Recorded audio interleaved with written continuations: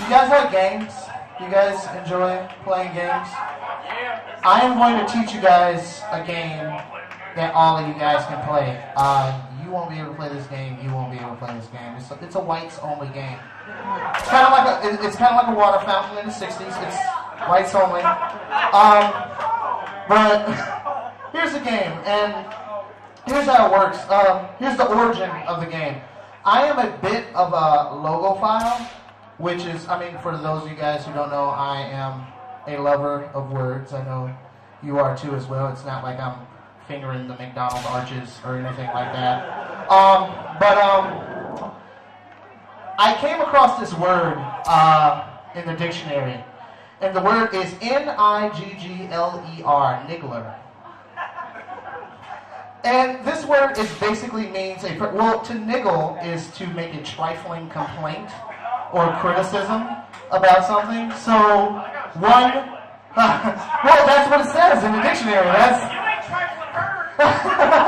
That's what it says in the dictionary. It's a trifling complaint or criticism. So one who niggles is a niggler. So here's a game that you white people can play. That would be real fun. The only pieces that you need is an unabridged dictionary that you will probably need to carry with you at all times for proof. But basically, look up, talk to maybe the 2 or 3 black friends that each of you might have. Wait till one of them complains and bitches about something. Just wait till they just start complaining and bitching about something, and out of nowhere, just be like, God, you are such a fucking niggler. Now, wait. This is probably how it's going to work, and this is probably what's going to happen. You're going to say, they're a fucking niggler. And they're going to be like, what the fuck? And you're going to be like, no, calm down, my black friend. If we can refer to the unabridged dictionary, you will see that a niggler is somebody who makes a trifling complaint or criticism. And they will probably respond to you, oh, my superior Caucasian friend, thank you for explaining this to me. I am very happy that the letter L has kept you from an ass whooping.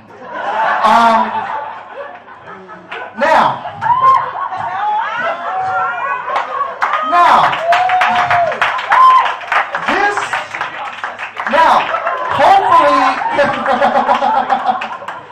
it should be on Sesame Street. You're right. We should break that barrier and just say, fuck it. Just put Elmo in blackface, and just fucking go with the whole thing, But see, here's the thing. Here's the problem. Here's the problem you might run into. Because if you have a asshole black friend like myself, the situation might go a little bit differently. You might, I might complain about something, and you might be like, God, Keith, you are such a fucking niggler. And I'm like, what the fuck did you just say to me? And you're like, no, don't worry, my black Keith friend. Look in the unabridged dictionary, niggler means somebody who makes a trifling complaint or criticism. And I'm like, you know what? You're full of shit. Because everybody knows that niggler is how they say nigger underwater. Everybody knows that. Everybody knows that. White mermen and mermaids have been calling black mermen and mermaids niggler for years. And it's a fucking atrocity, is what it is. It's a goddamn atrocity. Now, if you have an asshole white friends, like I have asshole white friends, they would be like, oh, well, I thought black people couldn't swim. In which I will reply, really? Whoa, we're gonna 2 times the bigotry? 2 times the racism? What are you in the Ku Klux Klan? Get it? Ku Klux Klan? It's twice as good as the first one. It's the sequel. Ladies and gentlemen, are you guys ready for 1 of 2 of your headliners tonight? Are you? Okay. You can log on to this thing that they invented called the internet, and you can go to, Thank you, Al Gore. Yeah, thank you, Al Gore. Oh yeah, he did invent that, right? Yeah, he invented it. Invented it. I like the way that sounds. He invented it. But no, Wait, I see now you guys totally threw me off because I was gonna plug the website and I don't even remember what the website is. It doesn't matter, fuck that. Like, just Google her. Like, it'll be fine. Ladies and gentlemen, you are going to enjoy this. This jam is definitely for the ladies. Ladies and gentlemen, introducing Megan Gailey. Everyone, give it up for Megan Gailey. Enough of you guys are all pretty, that's fun. I don't like when they put really attractive women in the front row. But whatever, we'll let it slide this time. You guys all look great, like a little fucking Charlie's Angels that didn't get canceled. This is cute. This is really cute. Oh, fun drinks. I thought I was going to have to step over you, but you politely moved. Like, I do not have this white bitch's ass in my face at all. So thank you for moving. This is, it's like intervention. It's not even like a show. It's just like scary people I don't know all around me. But we'll deal with it, you know? Zodiac. Oh, there's me. Hello. That's a lot of hair and makeup and airbrushing. And like 2 years ago. But how are you guys doing? You look great. You look really good. Keith failed to mention that I'm from Indiana, so this is very, well, I'm from Indianapolis, so I'm like way more normal than all of you, but it's like the beautiful part of the state that we have there. I live in Chicago now, and I love getting out of Chicago because everyone in Chicago hates me, so it's actually fun for me to come to Indiana, which seems counterintuitive. The reason that people hate me in Chicago, I have a very bad reputation, mostly because I'm known for wanting to marry a disgustingly rich professional athlete. That's my dream in life. And people get, thank you. Sometimes, okay, we're friends. Sometimes people get very upset though. They're like, oh, you're a gold digger, you're a jersey chaser, and it's like, calm down. I'm not going to apologize for wanting to marry a man that makes millions of dollars, is never at home, and has the life expectancy of 46. Like, that just makes sense. Like, don't call me a gold digger, just call me a practical human being. That's what my nickname should be. And then they're like, oh, you're going to get cheated on all the time. Like, look, I'm dressed up as Dolly Parton from 9 to 5. Like, I know I'm going to get cheated on. That's fine with me. I'd rather get cheated on in my gorgeous mansion than my disgusting aluminum siding hut.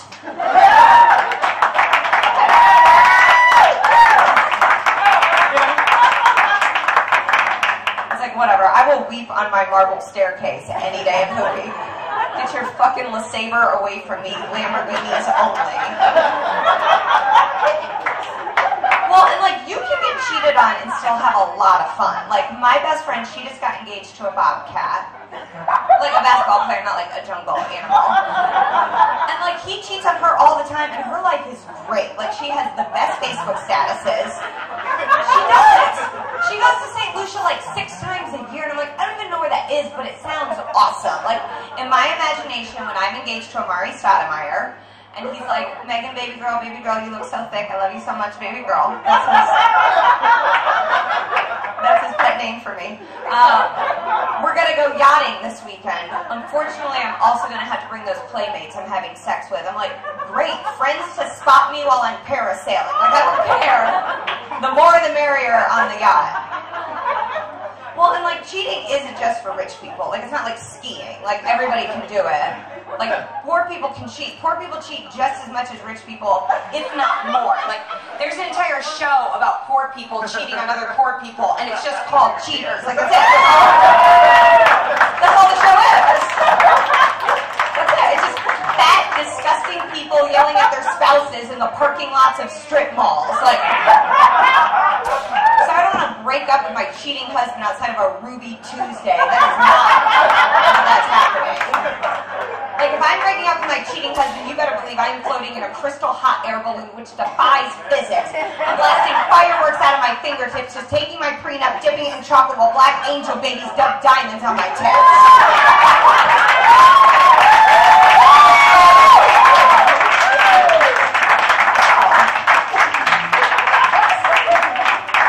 Indiana's fun. I don't know why.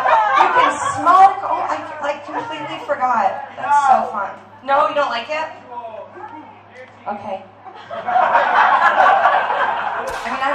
I'll call Mitch. I don't know what you want me to do. Okay, here's the thing. My dad is very, very good friends with the governor. And I'm not saying that to be pretentious. I'm saying that because I really want to murder someone and just get away with it. Like, that's what, like, I think I should almost be rewarded for not murdering someone in Indiana because I'd be completely pardoned. So, watch out, fuckers. That's what I'm saying, I guess. My dream in life is to get married. That's all I care about. And I do a lot of research. Okay, we're doing a meet and greet. What's your name? No, you're fine. I'm not mad at you. You're beautiful. I love you. Your hair's great. You look like a beautiful Aladdin princess. Now I've angered you by complimenting you. Her name is Indiana? Is it? Indiana? Say hello to Indiana.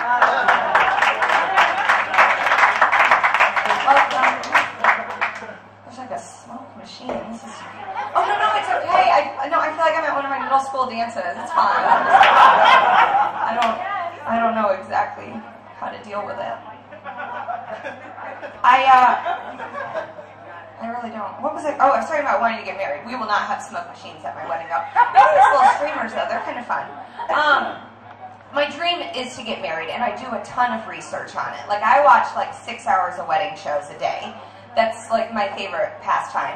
And like on the wedding shows, there's never a groom. So like in my imagination, there's never a groom either. Like I don't know, I've never had a wedding. There's always like a fat best friend and like a gay neighbor, but never a groom. So like I don't know what they're supposed to be. Like in my imagination, it's just me. I'm dressed in head to toe white. I'm like 17 pounds lighter than this. You don't know what I'm capable of.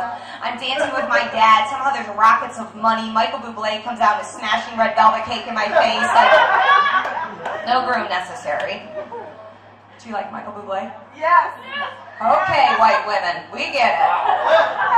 But my favorite show right now is TLC Say Yes to the Dress. So good, isn't it?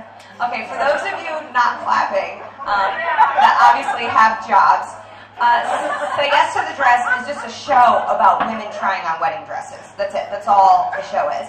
And it's so incredible. They've given it like 8 spin-offs. And the best spin-off they have is Say Yes to the Dress, Big Bliss. Which, if you can't tell from the title, is just about really, really large women trying on wedding dresses. No, it's so great. No, because, like, to me, my biggest dream is to get married, and my biggest fear is to be morbidly obese. And, like, somehow these women have merged the two together, and they are living the dream nightmare on national television, and it's beautiful. Like, fat people love to me is so beautiful. It's so pure and, like, sweaty and full of stretch marks and buffets and lovely. Like, it is. Like, it is. Because, like, if you're skinny, you can get up and go out and find someone new. If you're 800 pounds, you can't get up, you can't go out, and under no circumstances are you ever finding anyone new. There's a saying that's like, if you're looking for a job, finding a job is your job. If you're 800 pounds, finding someone that wants to fuck you for the rest of your life is your job. And these people just hit the jackpot on national television. That's where Monster.com came from.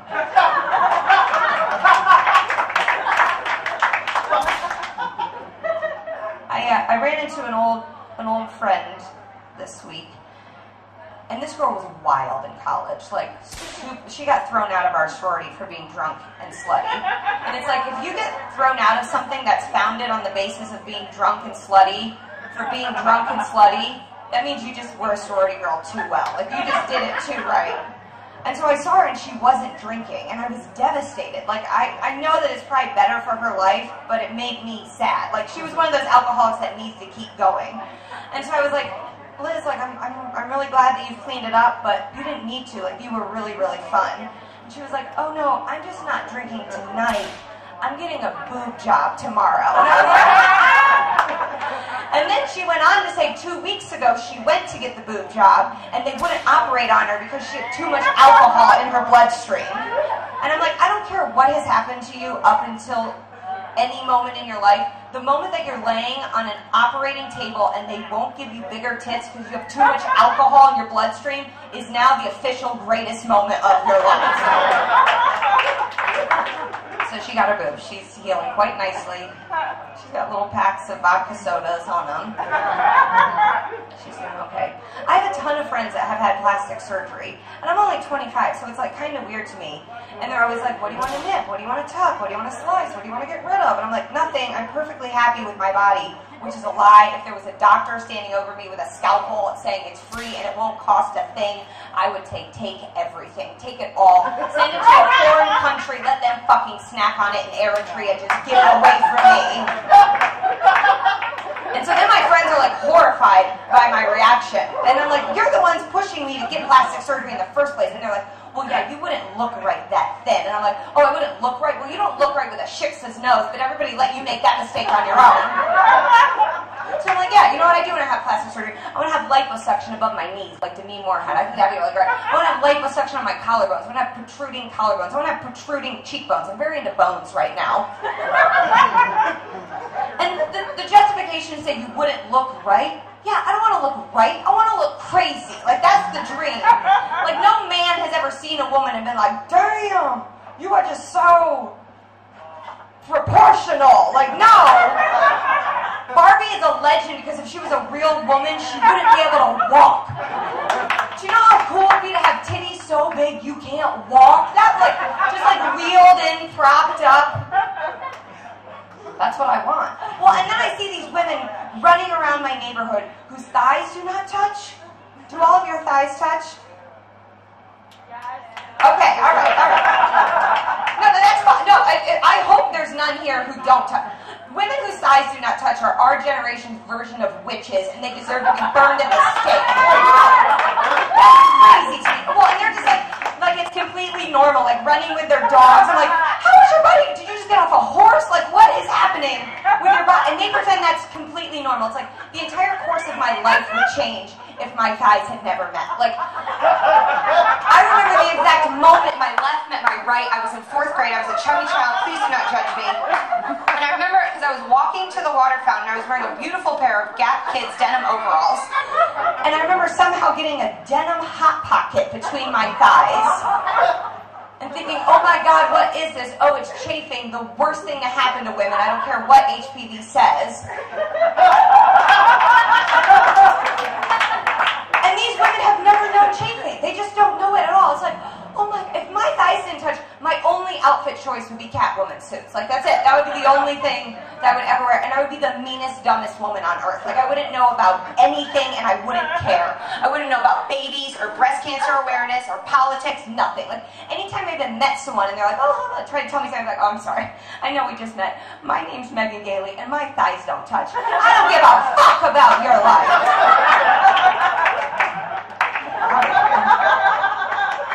You look so scared. Scared or high? I'll take it. No matter what it is. I saw my favorite thing when I was leaving the city today, my most favorite thing on earth. I saw a fat girl with a yoga mat. Oh. Such blind hope. Like, yep, keep stretching, that's gonna work. You're gonna have to do cardio at some point. That's gonna be necessary.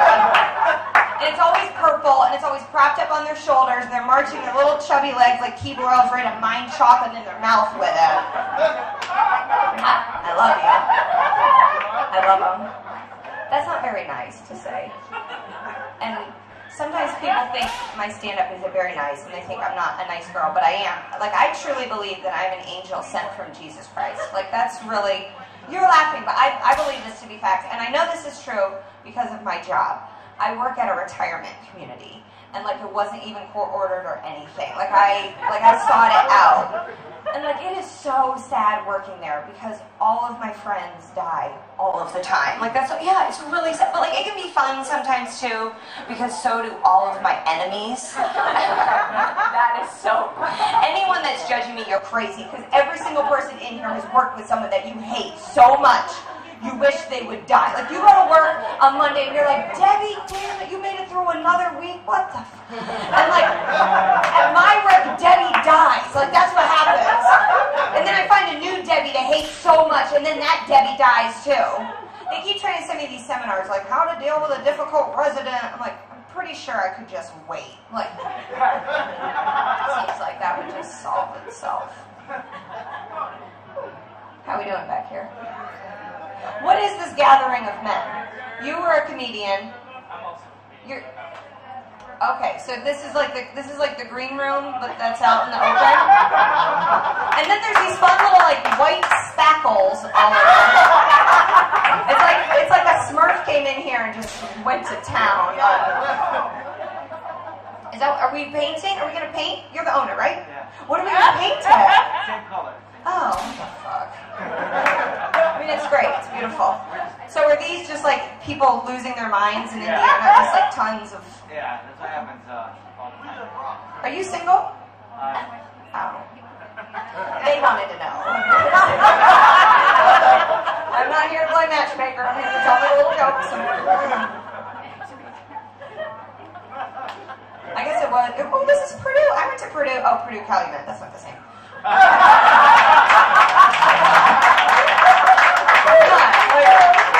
not. Well, people always like, oh yeah, I went to IU. I'm like, oh, where? And they're like, I'm like, no, that's not a real town. That's not. But I did go. Are there any other Purdue people? No, no Asians. Right. There's a lot. Did you go to Purdue? The real one, Calumet. You look like the poster child for Purdue Calumet. Like a lip ring, some sideways hat. You have no idea what dead person you ripped it off of. No, you look great. It's a really good look. I love it a lot. I like it a lot. What'd you say? This girl is crazy? Great? Oh, okay, thanks. Are you single? Oh, okay. They wanted to know. It's like, no, it was just. Where do I work? Where does he work? Where do you work? Is he rich enough for you? Oh yeah, you rich? Thanks, girls. Okay. You're like, don't sell yourself short. Get some of that rich. You have family money? Sailboats? You're what? I'm a union carpenter. My dad's union contract. Oh, like Jesus. You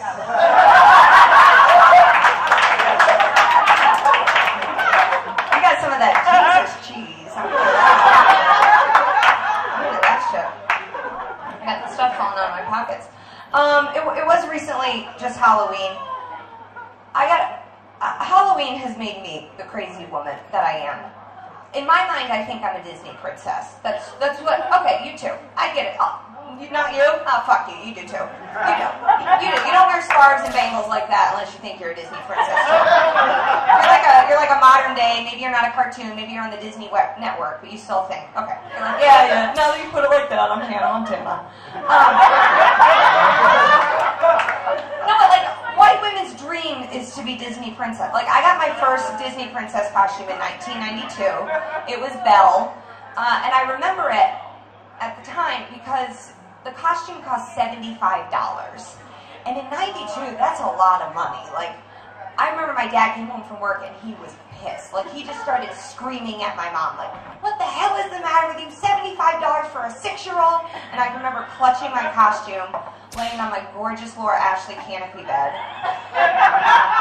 thinking, oh my God, my parents are going to get a divorce. And then I'm going to get so many more costumes. This is going to work out great for me. Unfortunately, they stayed together. But my dad came into my room that night, and he looked at me with a look he's looked at me with every single day since then. A look that says, Megan, I love you, but if you died, I'd have so much more money. You know, that loving, fatherly look. And he said, Megan, you're going to wear this costume every day until you die. You're going to wear this costume to school. You're going to wear this costume to brownies. You're going to wear this costume and get $3,000 worth of orthodontal work put on your ugly buck teeth. You're going to wear this costume when you win prom queen. You're going to wear this costume when you get married. You're going to wear this costume when you get divorced. You're going to wear this costume when you find out you got divorced because your husband was cheating on you with a 19-year-old who worked at the Knack-Knack at the country club. You're going to wear this costume when you find out your one and only son is a homosexual. You're going to wear this costume when you get diagnosed with Parkinson's disease. You're going to wear this costume every day until you die, and then they'll staple it to your decaying shoulders, lock you in your coffin, and shove you in the ground.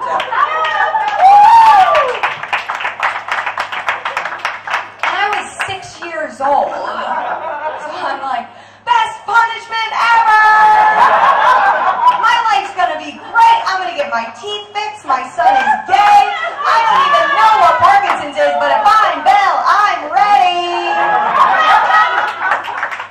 a white woman is born. That's what. How are you doing? One more?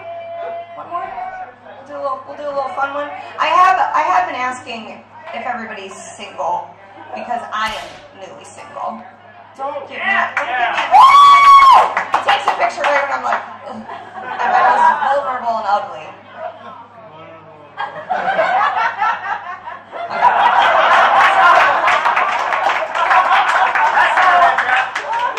So I'm recently single, and I'm like that very desperate kind of single where I'll take anything. And like it was one of those very okay, all right, almost anything. Okay, all right. Don't get your finger near me. No, I mean I'll take relatively things almost. Well, and like it was one of those relationships that it was doomed. Like I should have known from the very beginning that it was never going to work. Because the first time I tried to give this man a blowjob, he turned it down. Right, okay, so it's like, okay, well, you're obviously a serial killer. Like, that's the only rational explanation to ever do something like that. You literally must be insane to do that. Like, a man's penis is disgusting, horrific. No offense, I'm sure all of yours are beautiful. Like, but they're not, like, and when I was 12 years old, my mom told me, don't ever put a man's dick in your mouth because that's what they pee out of. And that's true. That is what they do with it, and we do it anyways. It's like, that's crazy to me. Your penis is disgusting, and my mouth is delicious and awesome, and sometimes I put lobster in it. Like, how dare you not want to put your disgusting pee-pee stick in my awesome shellfish hook? What the hell is the matter with you? And it's just selfish. You're just ruining me for every man I meet after that. Like, oh no, I heard men don't like blowjobs, and then I get murdered. That's what's going to happen. And he was like, well, you know what? I dated this girl, and she hated flowers and candy. I'm like, oh, really? She hates flowers and candy? Why don't you give me that selfish bitch's phone number so I can sew her mouth shut? Because I love flowers and candy. If I ever pretend to not love flowers and candy or a minority in a luxury vehicle, just slice open my stomach and rip out the alien that's taken over my body. Thank you so much. Have fun.